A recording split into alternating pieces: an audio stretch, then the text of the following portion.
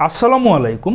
আজকে আমি আপনাদের সাথে বাংলাদেশ সেনাবাহিনীর সবচেয়ে উচ্চপদস্থ একজন নারী জেনারেল সম্পর্কে আলোচনা করব, যিনি বাংলাদেশ সেনাবাহিনীর একমাত্র 2 তারকা পদমর্যাদার নারী মেজর জেনারেল, এবং তিনি হলেন major general doctor Nishat Zubaida, এবং তিনি বাংলাদেশ সেনাবাহিনীর ইতিহাসে দ্বিতীয় নারী মেজর জেনারেল।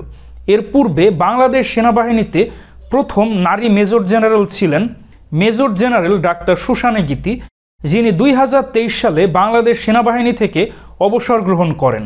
আর বর্তমানে ডাক্তার নিশাত জুবাইদা বাংলাদেশ সেনাবাহিনীর একমাত্র নারী major general. Major general doctor Nishat Zubaida তিনি বাংলাদেশ সেনাবাহিনীর আর্মি মেডিকেল কোরে একজন ডাক্তার হিসাবে ক্যাপ্টেন পদমর্যাদায় সেনাবাহিনীতে যোগদান করেছিলেন। তিনি Sylhet MAG Osmani medical college থেকে এমবিবিএস পাশ করেছিলেন।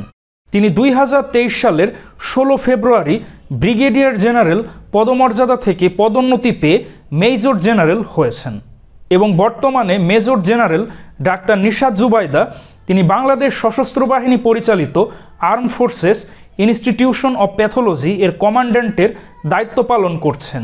এর পূর্বে তিনি army medical college Chittagong microbiology বিভাগের প্রধান এবং আর্মি মেডিকেল কলেজ রংপুর এর প্যাথোলজি ডিপার্টমেন্টের হেডের দায়িত্ব পালন করেছিলেন।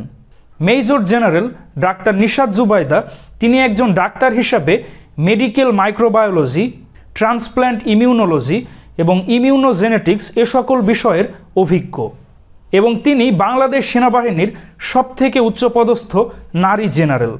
এছাড়া ব্রিগেডিয়ার জেনারেল পদমর্যাদার একজন নারী জেনারেল রয়েছেন, তিনি হলেন ব্রিগেডিয়ার জেনারেল নাজমা বেগম, এবং তিনিও আর্মি মেডিকেল কোরে এসেছেন।